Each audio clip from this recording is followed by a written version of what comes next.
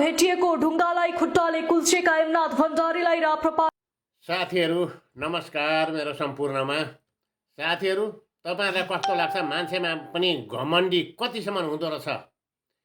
इलामको my खोलामा मानिलिउँ कसैले देउता मानेर ढुङ्गालाई यदि पुज्छ भने त्यो ढुङ्गालाई कसैले लात्ती राखेर अपमान गर्ने अधिकार छैन।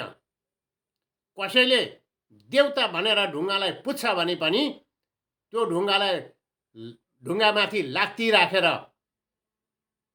त्यो अपमान गर्ने अधिकार हुँदैन भनेदेखि यी बाबैले के गरेका हुन्? कतिसम्म घमण्ड रहेछ त यी बाबैसँग? त्यो शिलामाथि लात्ती राखेका छन्, त्यो खुट्टो फेरि अर्कैले समातेर, त्यहाँ खुट्टो नराख्नु भनेर अर्कैले खुट्टो समातेर झिकिदिएको छ र पनि फेरि त्यही खुट्टो तीमाथि राखेको छ। यसरी अपमान गर्न पाइन्छ? फेरि त्यो एउटी महिलामाथि हातपात गर्न मिल्छ? यी बाबैलाई त नि घोप्टो पारेर लात्तैले हान्ने खालका बाबै रहेछन् क्या यी बाबै।